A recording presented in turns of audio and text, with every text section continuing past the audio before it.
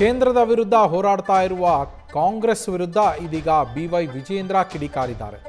ಚಿನ್ನಸ್ವಾಮಿ ಸ್ಟೇಡಿಯಂನಲ್ಲಿ ಕಾಲ್ ತುಳಿತಕ್ಕೆ ಜನ ಸತ್ತಾಗ ರಾಹುಲ್ ಎಲ್ಲಿಗೆ ಹೋಗಿದ್ರು?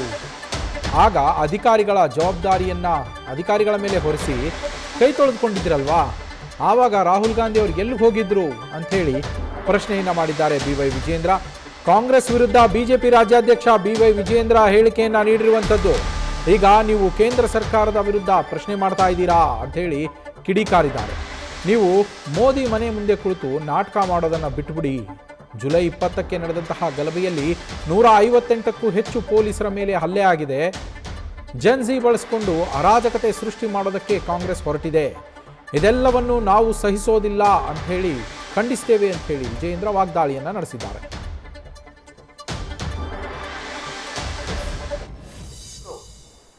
ನೀವ್ಯಾರು ಅದನ್ನ ಹೊಣೆಯನ್ನ ಹೊತ್ಕೊಳ್ಳಿಲ್ಲ. ಅಧಿಕಾರಿಗಳ ಮೇಲೆ ಜವಾಬ್ದಾರಿನ ಹೊರತಕ್ಕಂತ ಪ್ರಯತ್ನ ಮಾಡಿ ಕೈ ತೊಳ್ಕೊಳ್ತಕ್ಕಂತ ಕೆಲಸ ಮಾಡಿದ್ರಿ. ಎಲ್ಲೋಗಿದ್ರು ರಾಹುಲ್ ಗಾಂಧಿ ಅವರು? ಅವಾಗ ನೀವು ಕೇಂದ್ರ ಸರ್ಕಾರವನ್ನ ಪ್ರಶ್ನೆ ಮಾಡ್ತೀರಾ? ನೀವು ಇವತ್ತು ಪ್ರಧಾನಮಂತ್ರಿಯ ನಿಯತ್ತಿನ ಬಗ್ಗೆ ಪ್ರಶ್ನೆ ಮಾಡ್ತಾ ಇದ್ದೀರಾ? ಪ್ರಧಾನಮಂತ್ರಿ ನರೇಂದ್ರ ಮೋದಿಜಿ ಅವರು ಇವತ್ತು ಯುವಕರಿಗೆ ಆದ್ಯತೆಯನ್ನು ಕೊಡೋದ್ರ ಜೊತೆಗೆ MBBS ಸೀಟ್ಸ್ ಅನ್ನ 51,348 ಸೀಟ್ಗಳು ಮಾತ್ರ ಅವಕಾಶ ಇತ್ತು ಇಡೀ ದೇಶದಲ್ಲಿ. 2014ರ ಮುಂಚಿತವಾಗಿ ಈಗ 1,36,000 ಮಕ್ಕಳಿಗೆ ಇವತ್ತು ವಿದ್ಯಾರ್ಥಿನಿಯರಿಗೆ ಅವಕಾಶ ಮಾಡಿಕೊಟ್ಟಿದ್ದಾರೆ. 153% ರೈಸ್ ಆಗಿರ್ತಕ್ಕಂಥದ್ದು ಕೇಂದ್ರ ಸರ್ಕಾರ, NDA ಸರ್ಕಾರ ಬಂದ ಮೇಲೆ.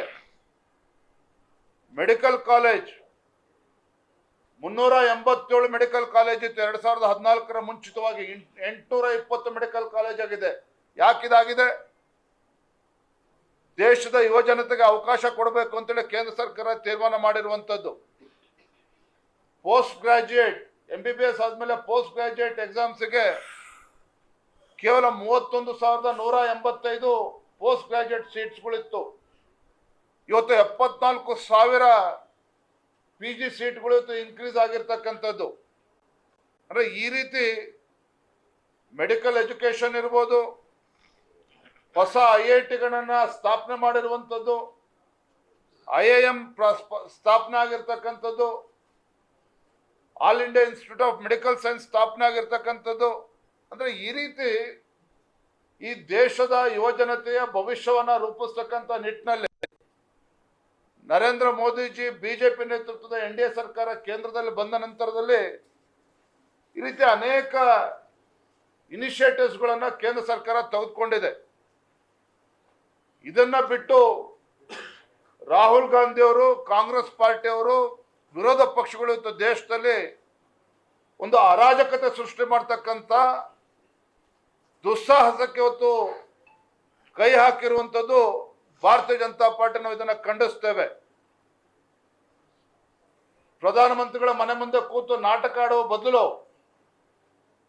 ಪಾರ್ಲಿಮೆಂಟ್ ಅಧಿವೇಶನ ಪ್ರಾರಂಭ ಆಗಿದೆ, ಸಮಗ್ರವಾಗಿ ಚರ್ಚೆ ಆಗಬೇಕು ಮತ್ತು ಇದಕ್ಕೆ ಉತ್ತರ ಸಿಗಬೇಕು ಅಂತ ಚರ್ಚೆಗೆ ಮುಂದೆ ಬರಬೇಕಾಗ್ತದೆ. ಅದನ್ನ ಮಾಡೋದನ್ನ ಬಿಟ್ಟು ಈ ರೀತಿ ಗೊಂದಲ ನಿರ್ಮಾಣ ಮಾಡೋದಕ್ಕೆ ಇವತ್ತು ಕಾಂಗ್ರೆಸ್ ಕೈ ಹಾಕಿದೆ. ಅದನ್ನು ನಾವು ವಿರೋಧಿಸ್ತೇವೆ. ಮತ್ತೆ 20ನೇ ತಾರೀಕು ನಡೆದಂತ ಗಲಭೆ 158ಕ್ಕೂ ಹೆಚ್ಚು ಪೊಲೀಸ್ ಇಲಾಖೆ ಅಧಿಕಾರಿಗಳ ಮೇಲೂ ಕೂಡ ಇವತ್ತು ಹಲ್ಲೆ ಆಗಿರುವಂಥದ್ದು ಕೂಡ ತಾವು ನೋಡಿದ್ದೀರಿ. ಮಾಧ್ಯಮದ ಸ್ನೇಹಿತರ ಮೇಲೂ ಕೂಡ ಇವತ್ತು ಹಲ್ಲೆ ಆಗಿರುವಂಥದ್ದು. ಕತ್ತಿನ ಪಟ್ಟಿ ಹಿಡಿದು ಮಾಧ್ಯಮದವ್ರನ್ನ ಹೊರಗೆ ತಳ್ಳಿರ್ತಕ್ಕಂಥ ಘಟನೆ ಕೂಡ ತಾವು ನೋಡಿದ್ದೀರಿ. ಮಾಧ್ಯಮದವ್ರ ಮೇಲೂ ಕೂಡ ಹಲ್ಲೆ ಆಗಿರ್ತಕ್ಕಂಥ ತಾವು ನೋಡ್ತಾ ಇದ್ದೀರಿ. ಇದನ್ನು ಯಾರು ಕೂಡ ವಿದ್ಯಾರ್ಥಿಗಳು ಮಾಡೋದಕ್ಕೆ ಸಾಧ್ಯ ಇಲ್ಲ.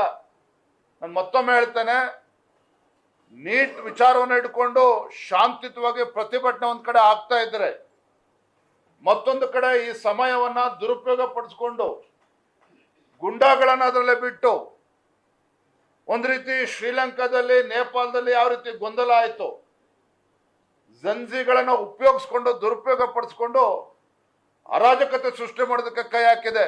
ಮೊನ್ನೆ ಆದಂತ ಗಲಭೆಯನ್ನ ನಾವು ಯಾರು ಕೂಡ ಅದನ್ನು ಒಪ್ಕೊಳ್ಳೋದಕ್ಕೆ ಸಾಧ್ಯ ಇಲ್ಲ.